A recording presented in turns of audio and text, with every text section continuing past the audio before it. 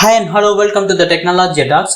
இந்த சேனலில் நம்ம ஸ்கூல்ஸ் அண்ட் காலேஜில் தெரிஞ்சுக்காத ஒரு சில இன்னோவேட்டிவான கியூரியாசிட்டி ட்ரிகர் பண்ணுற விஷயத்தை பற்றியும் ஜாப் ரிலேட்டடான ஸ்கில்ஸ் அண்ட் டெவலப்மெண்ட் பற்றியும் தெரிஞ்சுக்க போகிறோம். ஸோ இந்த வீடியோவை பார்க்குற நீங்கள் ஃபைனல் இயர் காலேஜ் படிக்கிறவங்களாக இருந்தாலும் சரி, வேலை தேடிட்டு இருந்தவங்களாக இருந்தாலும் சரி, உடனே நம்ம சேனல் சப்ஸ்கிரைப் பண்ணிவிட்டு பெல் ஐக்கானை கிளிக் பண்ணிக்கோங்க. ஸோ அப்போ தான் நான் போகிற ஒவ்வொரு வீடியோவும் உங்களை நோட்டிஃபிகேஷனில் வந்து சேரும்.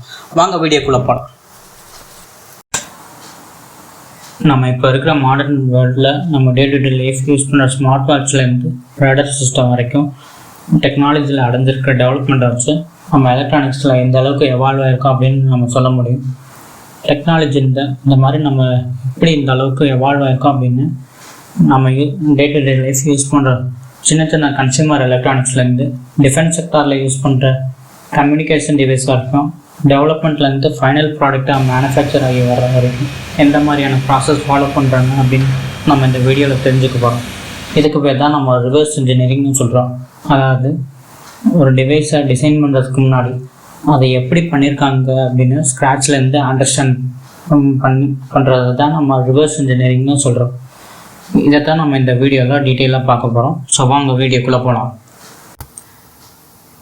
நம்ம யூஸ் பண்ணுற அட்வான்ஸ்டு எலக்ட்ரானிக்ஸ் டிவைஸ் ஒவ்வொன்றும் ரொம்ப கம்மியான ஒர்க்கிங் வோல்டேஜில் ஆப்ரேட் பண்ணுற மாதிரி டிசைன் பண்ணியிருப்பாங்க. பர்டிகுலராக நம்ம யூஸ் பண்ணுற டிவைஸில் அந்த டிவைஸ் ஃபங்க்ஷன் ஆகிறதுக்கு காரணமாக இருக்கிற மைக்ரோ கண்ட்ரோலர் மோஸ்ட்லி 3.3 வோல்ட்டில் ஒர்க் ஆகும். ஆனால் 5 வோல்ட், 12 வோல்ட், 24 வோல்ட் மாதிரியான பவர் சப்ளை தான் பஜாரில் ஸ்டாண்டர்டாக கிடைக்கும். இந்த வோல்டேஜை மைக்ரோ கண்ட்ரோலுக்கு ஏற்ற மாதிரி ஸ்டெப் டவுன் பண்ணி கொடுக்கறதுக்கு நம்ம எக்ஸ்டர்னலாக மாடியூல் யூஸ் பண்ண வேண்டியிருக்கு. இதை தான் நம்ம டிசி கன்வெர்ட்டர் இல்லைனா பக் கன்வெர்ட்டர்னு சொல்கிறோம்.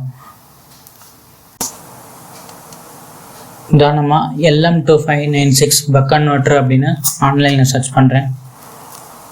இதான் நமக்கு தேவையான ஹை வோல்டேஜோ லோ வோல்டேஜாக ஸ்டெப் டவுன் பண்ணி கொடுக்குற டிசி கன்வெர்ட்டர்.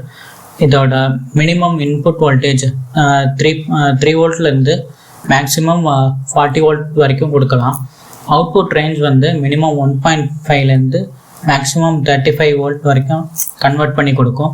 இதை ஏன் நம்ம LM2596 அப்படின்னு சொல்கிறோன்னா, இந்த டிசி கன்வெர்ட்டரை LM2596 அப்படின்ற ஐசி தான் ஹை வோல்டேஜை லோ வோல்டேஜாக ஸ்டெப் டவுன் பண்ணி கொடுக்குது. இந்த ஐசியோட மேனுஃபேக்சரர் டேட்டா ஷீட் நம்ம எடுத்துக்கோம். இதுதான் அந்த ஐசியோட மேனுஃபேக்சரர் டேட்டா ஷீட். இந்த ஐசியில் கொடுத்துருக்க மாடல் சர்க்கியூட் அப்புறம் பின் டீட்டெயில்ஸை வச்சு நம்ம எல்டி ஸ்பைஸ் சாஃப்ட்வேரில் சர்க்கியூட் டிசைன் பண்ணி ஹை வோல்டேஜை எப்படி லோ வோல்டேஜை ஸ்டெப் டவுன் பண்ணி கொடுக்குது அப்படின்னு விர்ச்சுவலாக வெரிஃபை பண்ண போகிறோம். இதை தான் நம்ம சிமுலேஷன் அப்படின்னு சொல்கிறோம். இப்போ நம்ம LM2596 பக் கன்வெர்ட்டர் ஐசியோட டேட்டா ஷீட் எடுத்துக்கலாம். இப்போ நம்ம கிளிக் பண்ணுற இந்த டாக்குமெண்ட்டு தான் டேட்டா ஷீட்னு சொல்கிறோம். ஒவ்வொரு காம்போனண்ட்டும் மேனுஃபேக்சர் ஆகிறதுக்கு முன்னாடி அது எலக்ட்ரிக்கலாக எப்படி பிஹேவ் பண்ணணும், அதோட சைஸ், டைமென்ஷன், அது பிசிபியோட எப்படி மூவ் பண்ணணும் அப்படின்ற ஒரு கம்ப்ளீட் டெக்னிக்கல் இன்ஃபர்மேஷன் இருக்கிற டாக்குமெண்ட்டு தான் டேட்டா ஷீட் அப்படின்னு சொல்கிறோம். இந்த டேட்டா ஷீட்டில் ஒரு ஹை இன்புட் வோல்டேஜ் கொடுத்து எப்படி லோ அவுட்புட்டை ஜென்ரேட் பண்ணலாம் அப்படின்னு கொடுத்துருக்காங்க. இந்த சர்க்கியூட்டை தான் நம்ம பக் கன்வெர்ட்டர் அப்படின்னு சொல்கிறோம். இதில் கொடுத்துருக்க இந்த LM2596ன்ற காம்பனண்ட் தான் இந்த வோல்டேஜை ஸ்டெப் டவுன் பண்ணுறதுக்கு ஒரு முக்கியமான ரோல் ப்ளே பண்ணுது. இதில் மொத்தம் 5 பின் இருக்குது. 1வது பின் இன்புட், 2வது பின் அவுட்புட், 3வது பின் கிரவுண்டு, 4வது பின் ஃபீட்பேக்கு அவுட்புட்டோட லூப் ஆகுது, 5வது பின் ஆன் ஆஃப் சுவிட்ச். ஸோ மொத்தம் 5 பின் இருக்குது. சிமுலேஷன் என்விரான்மெண்ட்டில் யூஸ் பண்ணுற ஐசி காம்போனண்ட்டும் இதே மாதிரியான பின் ஆர்டர்ஸில் இருக்குன்னு நம்ம சொல்ல முடியாது. ஏன்னா சிமுலேஷன் என்விரான்மெண்ட்டில் ரெசிஸ்டர், கெப்பாசிட்டர் அந்த மாதிரி காம்போனண்ட்ஸ்லாம் டிஃபால்ட்டாக இருக்கும்.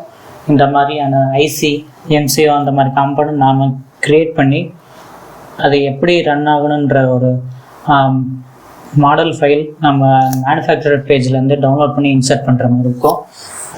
அந்த மாடல் ஃபைலில் அந்த சர்க்கியூட் எப்படி ரன் ஆகணும், அந்த சர்க்கியூட்டோட எப்படி ஃபங்க்ஷன் ஆகணுன்ற ஒரு complete pack and program run பண்ணி வச்சுருப்பாங்க. இதை அந்த மாடலை தான் நம்ம சிமுலேஷன் டூலில் இன்சர்ட் பண்ணுற மாதிரி இருக்கும். இப்போ உதாரணத்துக்கு LM2596 இந்த ஐசி டெக்சாஸ் இன்ஸ்ட்ருமெண்ட்ஸ் தான் டிசைன் பண்ணியிருக்காங்க.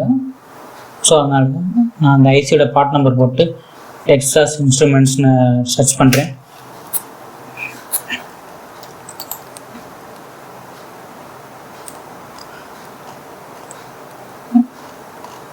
இதில் சர்ச் பண்ண உடனே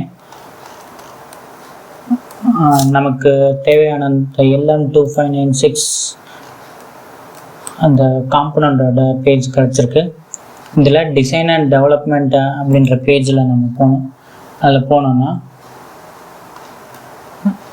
இங்கே நிறைய மாடல் இருக்கும். PSpice transient model unencrypted PSpice transient மாடல்னு இருக்கும். இதில் அன்என்கிரிப்டட் அப்படின்ற மாடல் தான் மற்ற எல்லா சிமுலேஷன் டூல்லையும் ஒர்க் ஆகிற மாதிரி இருக்கும். இந்த அன்என்கிரிப்டட் அப்படின்னு இல்லாத சாதாரண ஒரு மாடல் வந்து டெக்சாஸ் இன்ஸ்ட்ருமெண்ட்ஸுக்குன்னு தனியாக சிமுலேஷன் டூல் வச்சுருப்பாங்க. அதில் மட்டும் ரன் ஆகுற மாதிரி இருக்கும். இந்த ஃபைலை நம்ம டவுன்லோட் பண்ணிக்கணும். ஒவ்வொரு அவுட்புட் வோல்டேஜுக்கு ஏற்ற மாதிரி ஸ்பைஸ் மாடல் இங்கே வச்சுருக்காங்க. உதாரணத்துக்கு 12 வோல்ட்டுனா LM2596 12P0 அப்படின்ற ஸ்பைஸ் மாடல் இருக்குது. இப்போ 3.3 வோல்ட் அவுட்புட் வேணும்னா நம்ம இந்த சப் சர்க்கியூட்டை தான் யூஸ் பண்ணும். சப் சர்க்கியூட்னு சொல்லலாம், ஸ்பைஸ் மாடல்னு சொல்லலாம். அதாவது இந்த சிப்பை ப்ராசஸ் மேனுஃபேக்சர் பண்ணுறதுக்கு முன்னாடி VLSI டிசைன் ப்ராசஸ் அப்படின்னு சொல்கிறோம்.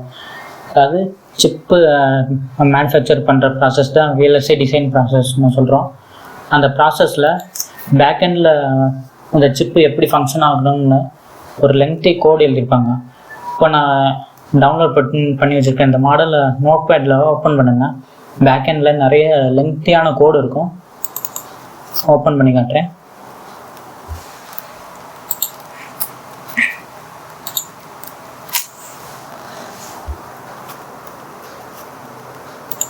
இப்போ நான் ஓப்பன் பண்ண உடனே நிறைய லெங்க்தியான கோடு இருக்குது. இதை தான் நம்ம ஸ்பைஸ் மாடல் அப்படின்னு சொல்கிறோம்.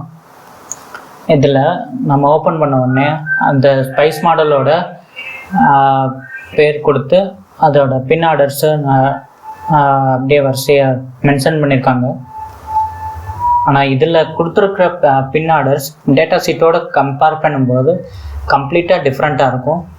ஸோ நம்ம என்னதான் டேட்டா ஷீட்டை பார்த்தாலும் ஸ்பைஸ் மாடலை ஓப்பன் பண்ணி அதில் எப்படி அசைன் பண்ணியிருக்கான்னு பார்த்து தான் நம்ம டிசைன் பண்ணுற மாதிரி இருக்கும். இப்போது இங்கே 2வது பின் ஃபீட்பேக்னு இருக்குது. ஆனால் நம்ம டேட்டா ஷீட்டில் பார்த்தோம்னா 2வது பின் அவுட்புட்டாக இருக்கும். பார்த்தோம்ல, இப்போ 2வது பின் அவுட்புட்டாக இருக்கா. ஆனால் நம்ம அந்த டாக்குமெண்ட்டில் 2வது பின் ஃபீட்பேக்னு இருக்குது. ஸோ நம்ம பிளைண்டாக டேட்டா ஷீட்டை மட்டும் நம்பாமல் நம்ம ஒரு தடவை ஸ்பைஸ் மாடல் டவுன்லோட் பண்ணி நோட் பேடில் பின் டிஸ்கிரிப்ஷனை செக் பண்ணுறது நல்லது. நம்ம டேட்டா ஷீட்டில் இருக்கிற மாதிரி டிசைன் பண்ணோன்னா அவுட்புட் நம்மளுக்கு கிடைக்காது. இப்போ நம்ம LTSPICE சாஃப்ட்வேரில் போகலாம். ஃபர்ஸ்ட் ஆஃப் ஆல் நம்ம அந்த ஐசியை நம்ம எப்படி கஸ்டம் சிம்பிள் க்ரியேட் பண்ணுறது அப்படின்னு பார்ப்போம். ஃபைல் அப்படின்னு போனோன்னா நியூ சிம்பிள் கொடுக்கணும். கொடுத்தோடனே இந்த மாதிரியான பேஜ் நமக்கு ஓப்பன் ஆகும். இதில் ட்ரா அப்படின்னு போட்டு ஃபிசிக்கலாக அந்த ஐசி என்ன மாதிரி ஷேப் அப்படின்னு நம்ம கன்சிடர் பண்ணி ஒரு ஷேப்பை நம்ம க்ரியேட் பண்ணிக்கணும். மோஸ்ட்லி எல்லா ஐசியும் ரெக்டாங்குலர் இல்லைன்னா சர்க்குலர் ஷேப்பில் இருக்கும். ஸோ இந்த மாதிரி நம்ம ட்ரா பண்ணிவிட்டு ஒவ்வொரு பின்னாக நம்ம ஆட் பண்ணணும். பின்னை ஆட் பண்ணுறதுக்கு எடிட் அப்படின்னு போய் ஆட் பின் அப்படின்னு நம்ம வரிசையாக கொடுக்கணும்.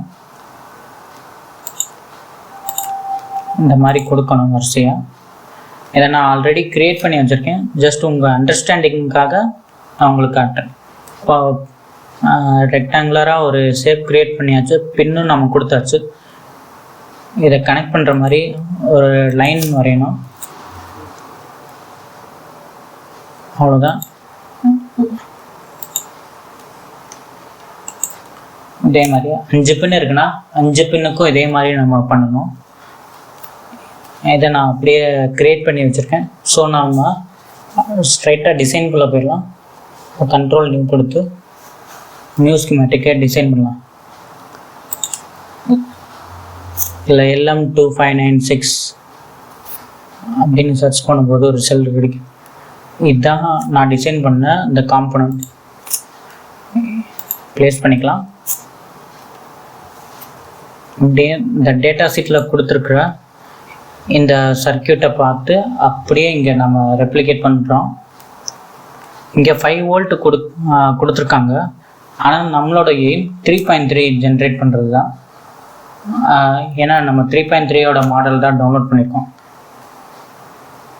ஸோ அப்படியே இதில் இருக்கிற மாதிரியே சர்க்கியூட்டை நம்ம பார்த்தாச்சு. இப்போ நம்ம டிசைன் பண்ணிக்கலாம். ஃபர்ஸ்ட் ஆஃப் ஆல் இன்புட்டில் ஒரு சோர்ஸ் கொடுத்து அதோட கெப்பாசிட்டர் கொடுத்துருக்காங்க.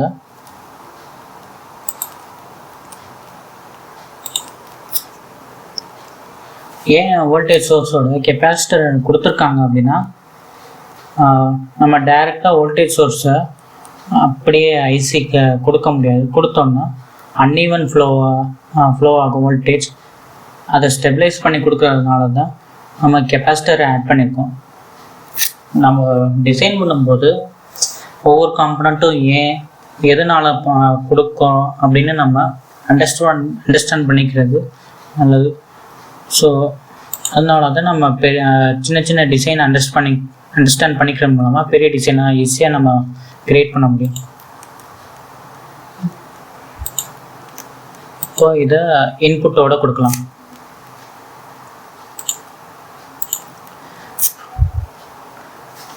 ஃபீட்பேக் லைன் அவுட்புட்டோட கனெக்ட் ஆகும். ஸோ அதை பற்றி ஒரி பண்ணிக்க தேவையில்ல, லாஸ்ட்டாக பார்ப்போம். அவுட்புட் செக்ஷனில் டயோடு, அதை கிராஸ் பண்ணி ஒரு இண்டக்டர், அதுக்கு பக்கத்தில் ஒரு கெப்பாசிட்டர் கொடுத்துருக்காங்க. அதே மாதிரி நம்ம அவுட்புட் செக்ஷனில் காம்பனண்ட்டை ப்ளேஸ் பண்ணிக்கலாம். இப்போ இந்த காம்பனண்ட்டை ரொட்டேட் பண்ணணும்னா கண்ட்ரோல் ஆர் கொடுத்து ரொட்டேட் பண்ணிக்கலாம்.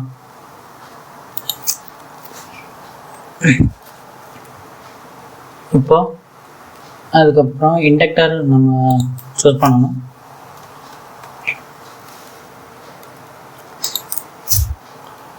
அதுக்கப்புறம் ஒரு கெப்பாசிட்டர்.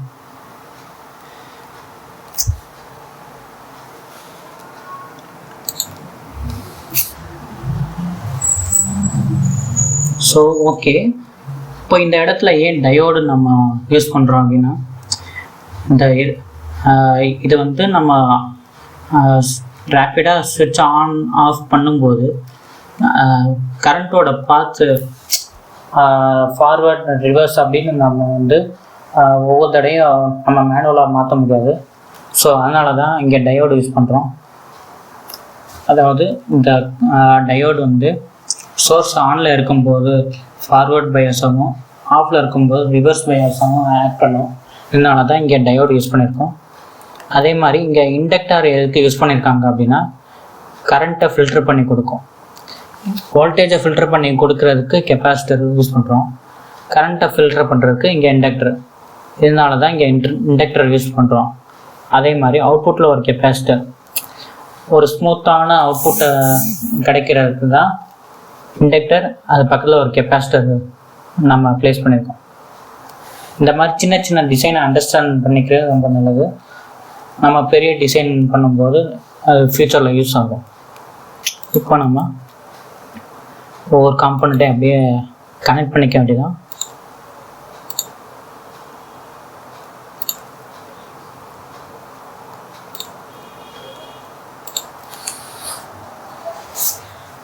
அவுட்புட் கனெக்ட் பண்ணியாச்சு,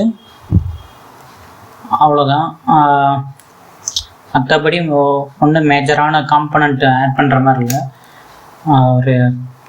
ஒரு சோர்ஸு, கெப்பாசிட்டர், அவுட்புட்டில் அதேமாதிரி டயோடு, இண்டக்டர், ஒரு கெப்பாசிட்டர். இப்போ நம்ம வயரிங்கை கம்ப்ளீட் பண்ணணும். இப்போ ஃபீட்பேக் லைனை அவுட்புட்டோட லூப் பண்ணிக்கலாம்.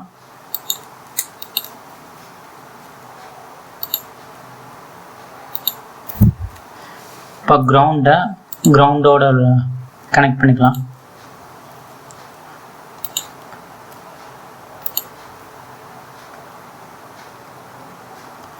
எல்லா கிரவுண்டையும் நம்ம ஒன்றாக்கிக்கலாம்.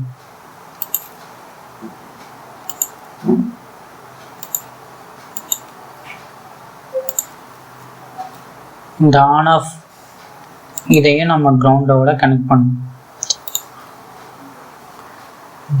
கனெக்ட் பண்ணி முடித்ததும் இதை குளோபல் கிரவுண்டோட கனெக்ட் பண்ணிக்கணும்.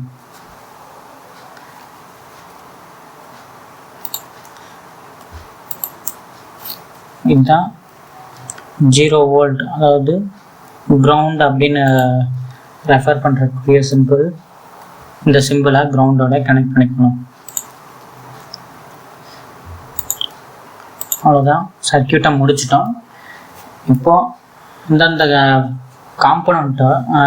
காம்பனண்ட்டோட வேல்யூவை அசைன் பண்ணணும்.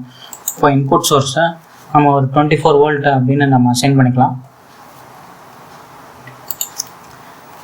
இங்கே கெப்பாசிட்டர் நம்ம அந்த டேட்டா ஷீட்டில் கொடுத்துருக்குற மாதிரி அந்த கெப்பாசிட்டரில் 680 மைக்ரோஃபாரட் யூஸ் பண்ணியிருக்காங்க. அதே வேல்யூவை நம்ம இங்கே யூஸ் பண்ணிக்கலாம். இதை ரைட் கிளிக் பண்ணி செலக்ட் கெப்பாசிட்டர்னு கொடுத்தோன்னு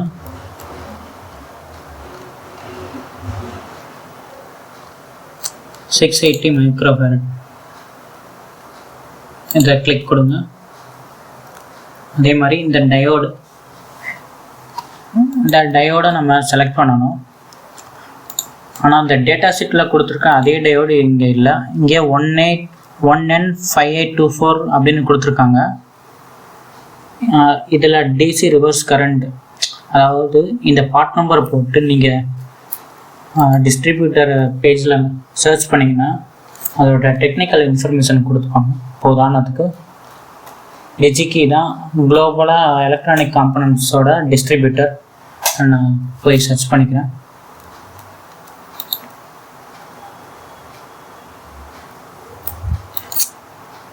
N5824 அப்படின்னு நான் சர்ச் பண்ணிக்கிறேன். சர்ச் பண்ணும்போது இதோட டெக்னிக்கல் இன்ஃபர்மேஷன்லாம் கிடைக்கும். அதே மாதிரி இது அவைலபிலிட்டி ஸ்டேட்டஸும் காட்டும். Discontinued, this product is no longer for new product, அந்த மாதிரிலாம் ஒரு மெசேஜ்லாம் கொடுத்துருப்பாங்க. ஸோ அப்படின்னா நம்ம இதுக்கு ஈக்குவலண்ட்டான வேறு காம்பனண்ட்டை நம்ம சூஸ் பண்ணுற மாதிரி இருக்கும்.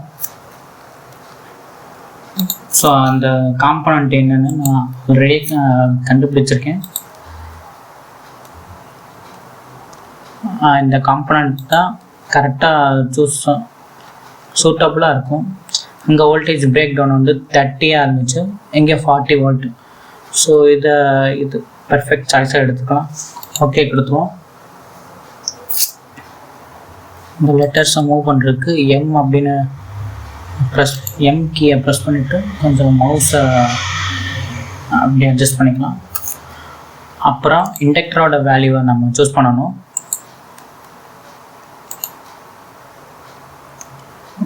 இண்டக்டர் அங்கே 33 மைக்ரோ ஹென்ரி போட்டிருக்கு. அதே மாதிரியான வேல்யூவை நம்ம இங்கே சூஸ் பண்ணிக்கலாம். அப்புறம் இங்கே கெப்பாசிட்டரோட வேல்யூ வந்து அங்கே 220 மைக்ரோஃபாரட் இருந்துச்சு, அதே இங்கே நம்ம சூஸ் பண்ணிக்கலாம்.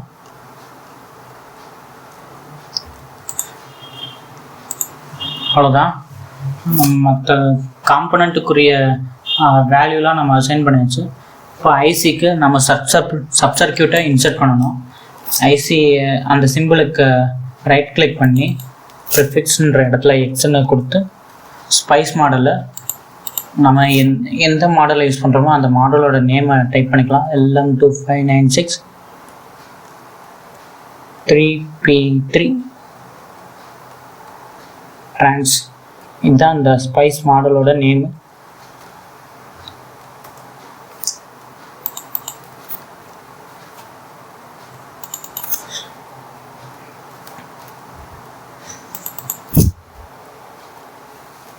அவ்வளோதான். அதுக்கப்புறம் இந்த ஸ்பைஸ் டைரக்டரின்னு இருக்கும். அதாவது இந்த LM2596 ஐசிக்கு ஸ்பைஸ் மாடல் இந்த எல்டி ஸ்பைஸ் சாஃப்ட்வேர் எங்கேருந்து இன்ஸ்டால் பண்ணியிருக்கேனோ அந்த ஃபைலில் நான் அந்த ஸ்பைஸ் மாடலில் சேவ் பண்ணியிருக்கேன். ஸோ அதுலேருந்து ஆக்சஸ் பண்ணிக்கிற மாதிரி நான் கமாண்டு கொடுக்கணும். ஸோ நான் இங்கே .include LM2596 அப்படின்னு அந்த மாடலோட பேர் அடிச்சுட்டு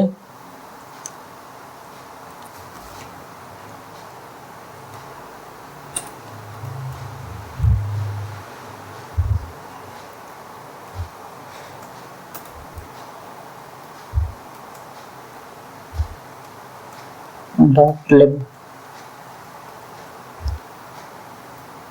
இப்படி நம்ம டைப் பண்ணி முடிச்சிட்டோம். அதாவது அந்த மாடல் வந்து அந்த ஸ்பைஸ் டைரக்ட், அதாவது அந்த ஃபைல் எங்கே ஸ்டோர் பண்ணி வச்சுருக்கனோ அதில் போய் அந்த ஆக்சஸ் பண்ணிக்கிற சொல்கிற மாதிரி ஒரு கமெண்ட்டை நான் இங்கே டைப் பண்ணியிருக்கேன். ஓகே கொடுத்து இங்கே சும்மா இங்கே ப்ளேஸ் பண்ணிக்கோங்க. அதுக்கப்புறம் நம்ம சிமுலேட் பண்ணணும். அவ்வளோதான், ஓவரால் எல்லா ஒர்க்கும் முடிஞ்சது. சிமுலேஷன்லாம் நிறைய டைப் இருக்குது. டிரான்சியன்ட், ஏசி, டிசி ஸ்வீப் அப்படின்னு. டிரான்சியன்ட் கொடுத்துருக்கோம். டிரான்சியன்ட்னா டைமுக்கு ஏற்ற மாதிரி அவுட்புட் வேரி ஆகுனா நம்ம டிரான்சியன்ட் கொடுக்கணும். இப்போ உதாரணத்துக்கு நான் ஒரு 5 செகண்டுக்கு ஒரு தடவை நான் ஸ்விட்ச் ஆஃப் பண்ணி ஆன் பண்ணுற மாதிரி ஒரு கமாண்டு கொடுக்குறேன் அப்படின்னா டிரான்சியன்ட் தான் யூஸ் பண்ணணும். ஸோ டைம் டிபெண்ட்டாக அவுட்புட் வேரியானா நம்ம டிரான்சியன்ட் யூஸ் பண்ணணும். அதே மாதிரி சுவிட்ச் ஆப்ரேஷன் எங்கே அதிகமாக இருக்கும் அங்கேயும் டிரான்சியன்ட் தான் யூஸ் பண்ணணும். இப்போ நம்ம ஸ்டாப் டைமில் ஒரு 10 மில்லி-செகண்ட் கொடுத்துக்கலாம். 10 மில்லி-செகண்டே ஒரு ஸ்விட்சிங் ஆப்ரேஷன் கம்ப்ளீட்டாக நடந்து முடிக்கிறதுக்கு எனஃபான டைம் தான். ஓகே கொடுத்து இப்போ நம்ம சிமுலேட் பண்ணிக்கலாம். இப்போ ஒரு கிராஃப் விண்டோ நமக்கு ஷோ ஆகுது. இதில்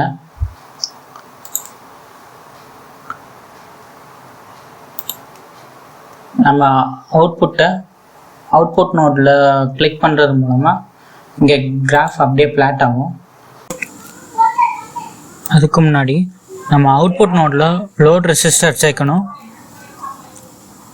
நம்ம அவுட்புட்டில் ஏன் லோட் ரெசிஸ்டர் சேர்க்குறோன்னா ரெகுலேட் ஆகி வர்ற அவுட்புட்டு போகிறது பாதை இல்லாமல் ஒரு அன்ஈவன் அவுட்புட்டாக கிடைக்கும். ஸோ அதை நம்ம ஒரு எண்டு லோட் அவுட்புட் நோட்லேயும் இன்னொரு ரெண்டை கிரவுண்டில் கனெக்ட் பண்ணிடலாம். இப்படி கனெக்ட் பண்ணுறது மூலமாக நமக்கு ஒரு ஸ்மூத்தான அவுட்புட் கிடைக்கும். லோட் ரெசிஸ்டர் கனெக்ட் பண்ணியாச்சு. இப்போ ரெசிஸ்டருக்கு நம்ம வேல்யூ அசைன் பண்ணணும். 10Kன்னு வச்சுக்கலாம்.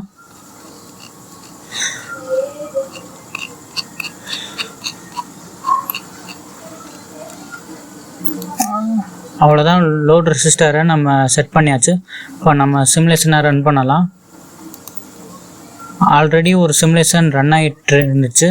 அது கம்ப்ளீட்டாக முடிஞ்சதுக்கப்புறம் தான் நம்ம திரும்ப ரீரன் கொடுக்க முடியும். இப்போ நம்ம சிமுலேஷன் முடிஞ்சு ரீரன் கொடுக்கலாம். ரீரன் கொடுக்குறோம். இப்போ கிராஃப் விண்டோவில் எந்த விதமான வேவ் ஃபார்மும் க்ரியேட் ஆகலை. இப்போ நம்ம அவுட்புட் நோடில் கிளிக் பண்ணுறோம். அவுட்புட் நோடில் கிளிக் பண்ணுறது மூலமாக நமக்கு வேவ் ஃபார்ம் கிடைக்கிறது உங்களால் பார்க்க முடியுது. கொஞ்சம் கொஞ்சமாக வேவ் ஃபார்ம் ஜென்ரேட் ஆகுது. அவ்வளோதான், நமக்கு ஒரு கம்ப்ளீட்டான வேவ் ஃபார்ம் கிடச்சிருச்சு. நம்ம ரிசல்ட்டு 3.3. ஸோ 3.3 வோல்ட் கம்ப்ளீட்டாக கிடச்சிருச்சு பாருங்கள். நம்ம சிமுலேஷன் சக்ஸஸ்ஃபுல்லாக ரன் ஆயிடுச்சு. ஓகே ஃப்ரெண்ட்ஸ், நீங்களும் இந்த மாதிரி சிமுலேஷன் டூல் யூஸ் பண்ணும்போது ஒரு சில ப்ராப்ளத்தை எப்படி சால்வ் பண்ணுறதுன்னு தெரியாமல் யோசிச்சிருப்பீங்க. அந்த மாதிரி சால்வ் பண்ண முடியாத ப்ராப்ளம் ஏதாச்சும் இருந்தாலும் அதை கமெண்ட் பாக்ஸில் கமெண்ட் பண்ணுங்கள். நான் அடுத்த வீடியோவில் அந்த ப்ராப்ளத்தை சால்வ் பண்ணி உங்களுக்கு நெக்ஸ்ட் வீடியோவாக போகிறேன். இந்த வீடியோ பிடிச்சிருந்தா லைக் பண்ணுங்கள், ஷேர் பண்ணுங்கள், கமெண்ட் பண்ணுங்கள். தொடர்ந்து இந்த மாதிரியான இன்ஃபர்மேட்டிவான வீடியோ வேணும்னா நம்ம சேனலை சப்ஸ்கிரைப் பண்ணுங்கள். தேங்க்யூ.